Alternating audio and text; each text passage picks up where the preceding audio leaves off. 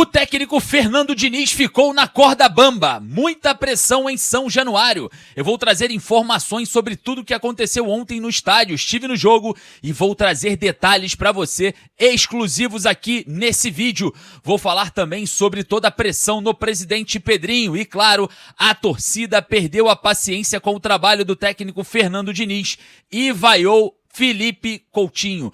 Vasco na zona de rebaixamento, vou trazer detalhes da competição em que o Vasco está muito mal desde o ano passado. E, claro, os próximos jogos, a perspectiva do torcedor para as rodadas seguintes do Campeonato Brasileiro. Você, torcedor vascaíno, seja bem-vindo ao canal criado para você. Eu peço humildemente o seu like, só para dar aquela moral aqui pro meu trabalho. É claro, o seu like faz uma diferença enorme. E, claro, você que deixa o seu like ajuda e é parceiro do nosso canal. Beleza? Olha só, ontem estive em São Januário para a partida entre Vasco e Bahia e o clima pesou. O clima pesou na coletiva, o clima pesou nas arquibancadas, o clima pesou em todos os sentidos. Eu quero falar para vocês detalhes sobre tudo o que aconteceu em São Januário e vamos trazer o futuro do Vasco para o Campeonato Brasileiro. O Cruz Maltino agora visita o Santos na Vila Belmiro, depois do Carnaval. Vamos também falar sobre a partida contra o Palmeiras em São Januário. Depois o Vasco sai para enfrentar o Cruzeiro e depois volta ao Rio de Janeiro para enfrentar o Fluminense. Uma sequência muito pesada no Campeonato Brasileiro, mas a maquiagem, né? Vamos dizer assim, a maquiagem que pode acontecer no Carnaval não é aquela que você imagina, não é aquela fantasia que você está pensando. O Vasco encara o Volta Redonda no próximo sábado, um time muito abaixo tecnicamente do Vasco, né? Não tem aí uma potência de Série A, não tem jogadores de qualidade e o Vasco, óbvio, é amplamente favorito contra o Volta Redonda. O que o torcedor teme é o seguinte, que o Vasco vencer o Volta Redonda se transformar em mais uma maquiagem e mais tempo hábil para a validação do trabalho do técnico Fernando Diniz. E depois, sequência dura, hein? Santos fora, Palmeiras em casa, Cruzeiro fora e Fluminense provavelmente no Maracanã. 4 jogos de nível muito alto em que o Vasco vai ter que se virar para vencer e, enfim, iniciar alguma vitória no Campeonato Brasileiro. Após a derrota ontem para o Bahia em casa, o Vasco está na 18ª colocação dentro da zona de rebaixamento. São 3 jogos do Vasco no Campeonato Brasileiro, 2 derrotas e um empate. Um aproveitamento muito baixo em relação ao trabalho do professor Fernando Diniz. Se a gente for pegar um recorte dos últimos 11 jogos, são 9 derrotas, 1 vitória e um empate. É exatamente algo assustador para o torcedor vascaíno que perdeu a paciência ontem nas arquibancadas de São Januário. O clima ficou hostil ontem em relação ao técnico Fernando Diniz e também ao Felipe Coutinho, o jogador que saiu vaiado, né, por grande parte da torcida. Houveram aplausos também, não vou ser aqui injusto, mas grande parte da torcida vaiou o Felipe Coutinho. E olha só, mais uma vez, né, o Vasco perde, a torcida vai hostilizar ali a saída dos jogadores e o sistema de som de São Januário aumenta lá o som numa tentativa grotesca, né, de calar a torcida do Vasco. Isso é um absurdo que está acontecendo em São Januário. Contra o Botafogo, o som não foi ligado. O Vasco venceu a partida, a torcida cantou e não ligaram o sistema de som. O Vasco perde para o Bahia. Assim que encerra o jogo, o sistema de som num volume altíssimo é ligado novamente. É brincadeira, né? Sacanagem que vem fazendo com o torcedor vascaíno. Isso não se faz, pode fazer com qualquer torcedor. A torcida do Vasco em São Januário não é legal, não dá para provar uma situação dessa. E olha só, clima quente na coletiva do técnico Fernando Diniz, hein? Exatamente. O jornalista Joel Silva, nosso amigo aqui do canal, ele falou sobre os números do técnico Fernando Diniz, fez um recorte ali sobre os últimos retrospectos, estatísticas do trabalho do Diniz. O Diniz parece que não gostou muito porque, segundo o Diniz, o Joel vem trazendo esses números assim de forma recorrente e demasiada, né?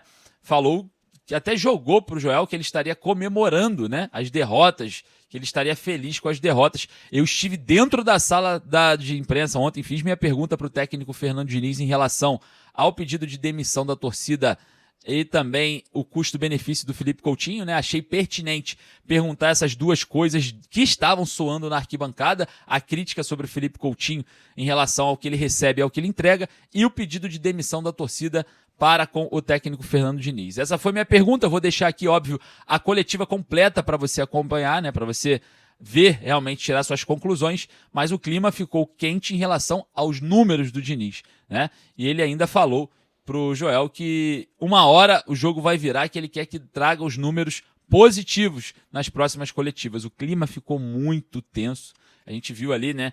O Joel Silva ficou muito constrangido em relação ao posicionamento do técnico Fernando Diniz. Já teve posicionamentos piores comigo, com certeza, mas é diferente, né? A minha postura para do Joel. O Joel é um cara bem mais contido, um cara bem mais, assim, não vou falar desacelerado, mas é um cara muito mais leve do que eu. Eu reconheço o peso das coisas que eu faço, eu não tenho problema nenhum em reconhecer isso, e ficou desproporcional ontem a resposta do técnico Fernando Diniz em relação à pergunta do jornalista Joel Silva. Eu vou fazer o seguinte, eu vou deixar para vocês já a coletiva completa, mas antes, quero falar aqui sobre a pressão no presidente Pedrinho.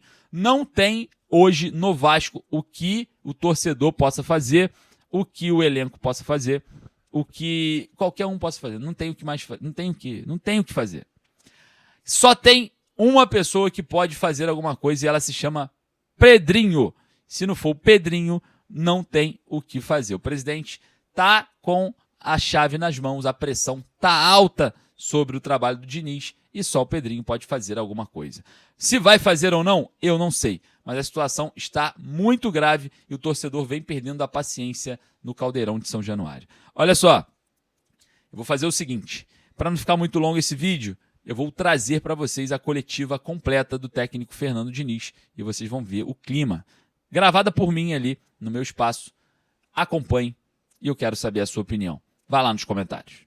Hora do Vasco, eu quero trazer um pouco da arquibancada aqui para a coletiva para a gente fazer uma dinâmica legal. Hoje, mais uma vez, você foi hostilizado pelo torcedor, não é a primeira vez, não é novidade, e ele pediu a sua saída também ali nas arquibancadas. Como o Pedrinho é um presidente muito próximo desse torcedor e você está internamente com uma resposta muito melhor do que a nossa aqui, qual é o reflexo que você vê do Pedrinho em relação a essa intimidade com o torcedor dentro da ideia que o torcedor tem na arquibancada? E se me permite, o Felipe Coutinho é um jogador que hoje não foi tão bem, foi vaiado também pelo torcedor, e você é um treinador que traz também uma parte administrativa muito interessante para a gente aqui na coletiva, fala de custo-benefício, fala de questões financeiras, principalmente no mercado da bola. O que você acha do custo-benefício do Coutinho em relação às finanças do Vasco? Obrigado. O Coutinho fala rápido, que eu já falei outras vezes, vou pegar falas minhas anteriores. O Coutinho é um presente para o Vasco, acho que é um jogador extremamente diferente, tem genialidade e é muito bom poder contar comigo. Tá? E o torcedor está no direito de vaiar, de me xingar, de hostilizar. Em relação ao Pedrinho, ele é conectado com o torcedor do Vasco, ele é o presidente, eu para vocês mais uma vez que é o cara que faz um bem enorme no futebol. Eu tenho que falar em relação ao Pedrinho, isso, a hostilidade da torcida é normal. Não é nada, o time não ganha, o torcedor tem que vaiar mesmo, hostilizar, não tem nenhum problema nisso.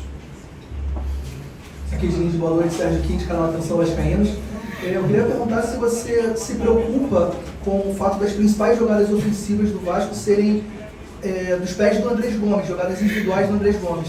E também entender de você, sobre as substituições, por que jogadores como o Marino, que tem grande expectativa, mas as oportunidades que teve ainda não conseguiu aproveitar, e o GB, que está praticamente negociado fora do Vasco, tem mais minutagem do que o Rojas, que é um jogador que, quando jogou, entregou muito mais do que esses dois atletas, e hoje entrou, jogador que finaliza de fora da área, e hoje entrou praticamente como um volante. Queria que você explicasse um pouquinho essas escolhas. Obrigado. O Marino, como se diz, tem expectativa. Se a gente não colocar o jogador que tem expectativa, a gente não sabe. O jogo estava pedindo um cara igual o Marino, que o jogo estava pelo lado, um jogador que ia ter o Andrés Gomes do lado e o Marino do outro.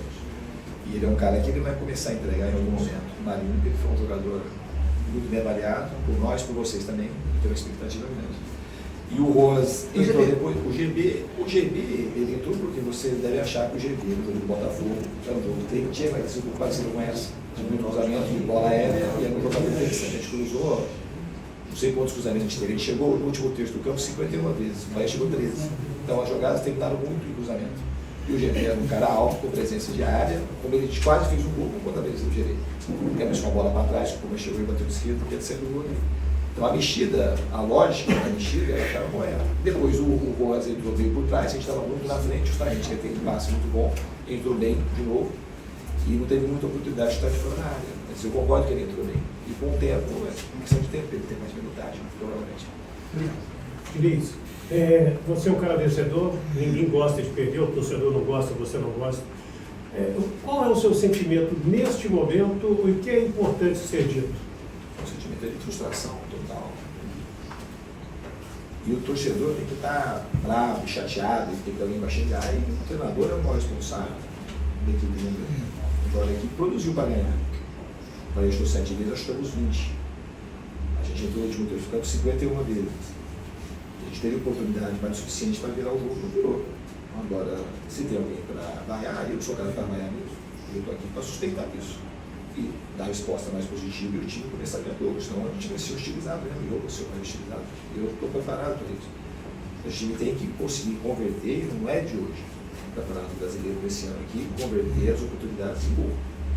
O Bahia não teve nenhuma grande chance. A gente falhou na marcação do escanteio, fizeram uma jogada de saída, a gente tomou na hora, na verdade improvisado, que não era uma jogada que estava mapeada pela gente, pelo Bahia, não fez essa jogada nos últimos 10 jogos. E ali, pelo que a gente for sabendo, o Everton dominou na hora, botou a bola e o cara sempre teve a necessidade de fazer o gol. Diniz, boa noite, Amadeu dos canais, na torcida vascaína e Amadeu Vasco. Professor, onde o Vasco teve mais dificuldade hoje? Na construção, na ocupação de espaços ou na tomada de decisão no último terço? Eu acho que a gente, em relação à sua pergunta do que você falou, acho que a gente faltou foi inspiração para acertar um chute, um cruzamento, as chances que a gente teve, a cabeçada do mundo, cabeçada do Puma, um chute de fora da área, de dentro da área também, e um pouco mais de inspiração. O que a gente errou no jogo hoje, no primeiro tempo, na parte de tarde, estava subindo a marcação de maneira equivocada, apressada, abrindo no centro do campo. O Bahia saiu de umas 3 ou 4 vezes. Na parte tática, acho que ele tirou. Nisso, depois que o Bahia a gente começou a empurrar para trás, os espaços ficam mais limitados e a gente foi chegando do jeito que dava. A gente ficou quase sempre cruzamento dos dois lados, a gente estava com uma boa ocupação no rebote, cedeu poucos contra-ataques, sendo uns 2 ou 3 contra-ataques perigosos para o Bahia, mas a gente não teve inspiração suficiente para batar e virar o jogo. Aqui, Diniz, João Silva do canal Polêmico Foco, do Grupo TNC. Você chegou já a 52 jogos sob o comando do Vasco e já chegou na sua 21ª derrota. E isso tem gerado críticas do torcedor, como hoje as várias. Evidentemente que não é só por causa do jogo de hoje, tampouco por causa do jogo da Chapecoense, que de fato o Vasco merecia uma melhor sorte. Mas os resultados, eles não são bons. E eu queria saber de você, assim, como é que você se sente em relação a essa pressão, como é que você se sente até, inclusive, em relação à própria diretoria do Vasco, o que é falado para você, como é que é avaliado o seu trabalho nesse sentido? Obrigado. Eu vou falar como eu me sinto como quando o Botafogo a gente ganhou, a resposta que eu te dei, porque a gente quer trazer os números, ser conveniente, a colocar mais pressão no que você está fazendo, aí você traz, é a primeira vez que você faz isso. Então assim, eu estou aqui para ser pressionado mesmo, então os números são esses. Mas você sabe também que o rendimento não era para ter esses números desde o ano passado. Então assim, eu vou sustentar e eu acredito que o trabalho, os números vão mudar, no placar final do jogo vai mudar. É isso que eu espero da diretoria, eu não conversava da diretoria. Mas eu seguro daquilo que eu faço, João. Eu sou seguro. Quando tiver uma oportunidade, você vai trazer os números da Paulo presente de novo. Está sendo uma prática sua, mas tudo bem. Eu estou aqui para responder e está tudo certo. Está tudo bem. Os números já é a 3ª ou 4ª vez que você traz. Segunda. Então tá bom. Então tá tudo certo. Não, mas assim... Mas está todo mundo que já estou respondendo. Não, tudo bem. Mas são números. E é uma amostragem grande. Mas tudo bem. Tá tudo certo. Tá. Poxa, mas... Tá tudo bem. Você está ganhando hoje, tá? Desculpa, gente. Você está ganhando hoje. Sim. Não precisa desculpar, não. Você está ganhando hoje. Comemora. Bom, não. Comemora. Estou aqui para comemorar, gente. Estou aqui para perguntar. Boa noite, Thiago Alemanha. A gente já viu seu trabalho em outros clubes, a forma como às vezes os jogadores precisam assimilar mais o trabalho até que ele comece a dar rendimento, ou pelo menos entender jogadas, etc. Eu acho que até o final do ano passado você tinha um elenco rodou, tem jogadores novos chegando, muitos deles que você precisava, que você até escolheu para poder trazê-los para cá. Vamos tentar explicar, talvez ignorando os números, etc., mas para o torcedor a questão da diferença entre os números que de fato o Vasco chega, o Vasco cria, etc., e talvez o fato da bola não estar entrando, porque como você mesmo disse na outra coletiva, eu acho que hoje foi algo parecido. O Vasco jogou melhor contra a Chapecoense do que a Chapecoense, o Vasco em tese hoje criou muito mais do que o Bahia, mas a bola não entrou. Então vamos tentar explicar isso para o torcedor de uma forma que ele consiga entender que os números não correspondem ao que foi representado. Não tem muito como explicar isso para o torcedor. O torcedor quer a vitória. Esses aí são os números que acontecem, são os números de derrotas, que é o que mais machuca, e o placar final do jogo ele é soberano. Nunca vou questionar isso. A gente precisa ganhar jogo. Se melhorou um pouco o ambiente, pegou do Botafogo. Se tivesse ganho hoje, o ambiente ia estar melhor. As perguntas seriam outras. E está tudo certo. Então a gente tem que tocar e fazer o time vencer as próximas partidas, para a gente poder ter paz aqui e conseguir trabalhar. Diniz, boa noite. Rodrigo Crevellari, de novo no podcast Cruz Maltino. A gente vai ter uma sequência agora, né, tanto pelo estadual, um jogo importante, e também uma sequência no brasileiro. E com essa derrota, eu queria saber de você o que a gente pode tirar como aprendizado desse jogo de hoje para essa sequência, né, importante do Vasco nos próximos jogos. Acho que de aprendizado, eu acho que a gente, como eu disse no começo do jogo, a gente subiu a marcação de maneira equivocada, parece que não tem nada a ver, mas uma dessas subidas equivocadas acabou originando o escanteio do Bahia. Tem mais atenção ainda na bola parada e a gente conseguir aproveitar mais o que a gente tem produzido. Porque a gente tem produzido o suficiente para ganhar os jogos. A gente tem oferecido poucas chances ao adversário, mas eles têm sido letais e a gente não tem conseguido colocar a bola do gol. Diniz, boa noite. Cauê Rodrigues, do 1927. Desde a temporada passada, o Vasco sofre bastante defensivamente. Geralmente, times que são constantes defensivamente, que tomam poucos gols, geralmente conseguem ganhar as partidas. Você vê hoje que o principal problema do Vasco está na defesa, está tomando muito gol, e lá na frente tem um problema de fato, mas queria saber de você, se o maior problema do Vasco hoje para você é na defesa, tomando tantos gols. Obrigado. Eu não acho que a gente tomou muito gol essa temporada, inclusive. No Campeonato Carioca, eu acho que a gente já fez menos vazado. A gente tomou 2 gols do fundo a ser defesa, por quando se oferece muita chance ao adversário. A gente não tem oferecido muita chance ao adversário. A gente não está igual ao ano passado. A gente tem oferecido poucas chances, e as poucas chances entraram. Se você pegar contra a Chapecoense, a gente não ofereceu chance de gol. Ela fez um gol da intermediária. Hoje fez um gol difícil de acertar. A jogada ensaiada é difícil, de muita precisão, está tendo muita felicidade. E a gente não ofereceu muita chance. O Léo Jardim fez uma defesa hoje, sim, importante, teve um lance cara a cara, uma bola na trave, um chute fora de direita. A gente defensivamente não foi mal no jogo. A gente tem sofrido gols com poucas oportunidades sempre do adversário. Aqui Diniz, boa noite. Jonathan Santos, canal B2B Esporte. A pergunta é sobre o GB. Informação que tem que ele está acertado por empréstimo ao Fortaleza e viaja amanhã. Você já confirma essa negociação, se a movimentação é muito parecida com o que houve recente com o Calvão Barros, também com o JP. Isso é um motivo, né, dele ter sido já relacionado, ter jogado hoje, já sendo basicamente negociado por empréstimo. Obrigado. Quando estavam, tem um interesse Fortaleza, eles não tinha nada acertado até o jogo, não tinha nada documentado, e era um jogador que o jogo podia pedir a participação do GB como pediu. Então, o jogo ficou, se ofereceu, na minha visão, para a entrada do GB, como foi o jogo do Botafogo, como foi o jogo da Vitória, quando ele entrou aqui e fez o jogo da Vitória no ano passado. Então a gente aproveitou que ele estava aqui, e como não tinha nada documentado, e deu uma opção para poder entrar no jogo, e eu resolvi colocar. Agora está certo? Ele viaja? Não sei ainda dessa informação. Boa noite, Eduardo Alves, lá do Brasil. Como você citou em outras respostas, o Vasco normalmente tem muito volume de jogo, chega bastante ao ataque, não consegue ser preciso e defensivamente tem cometido poucos erros, mas esses erros têm sido muito fatais. Eu queria que você, dentro do que você observa nos treinos e nos jogos, pudesse trazer uma visão sua sobre o que você considera ser mais preponderante para esse cenário, isso é, a parte ofensiva, o que você acredita que esteja gerando essa precisão baixa, e na fase defensiva, o porquê dessas chances cedidas serem fatais, isso é, serem tão determinantes para o jogo. Obrigado. É difícil explicar. Eu acho que em determinado momento a gente tem um jogador como o Brenner, um jogador, mais uma vez, um jogador que é o cara preciso para fazer gols. Obviamente a gente perdeu o Raí, que era um jogador que precisava de poucas oportunidades para chutar, fazer o gol tanto de fora da área quanto de dentro da área, no cabeceio. Mas eu acho que assim, com o volume que a gente tem criado, eu acho que é questão de tempo para a bola começar a entrar.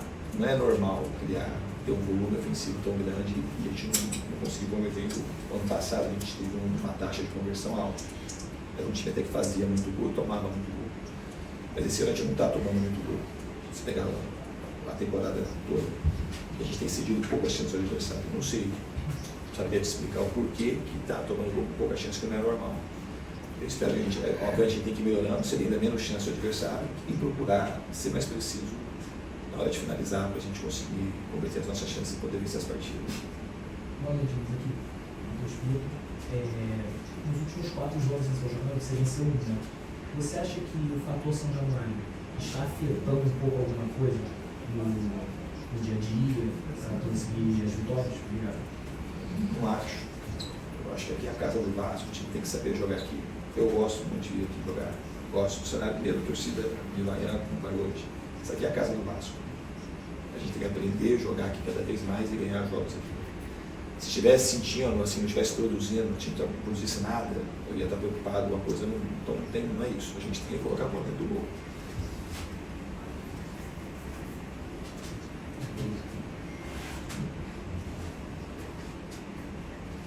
Boa noite, Diniz. Tudo bem? Rodrigo Multimídia, do Libras Esportes. Mais uma vez aqui com você. Diniz, nós sabemos o quanto a sua expressão corporal dentro de campo entrega muito. Você entrega bastante a sua energia, dá para ver o quanto você fala, o quanto você gesticula, o quanto você quer a equipe focada. O Vasco da Gama hoje teve alguns apagões, e dentro desses apagões, a bola que foi uma jogada ensaiada do Everton Ribeiro, que culminou no gol do Luciano Juba. Naquela ocasião, o Vasco deu uma caída e começou a ser muito afobado no ataque. Então a última bola sempre era uma afobação, uma afobação.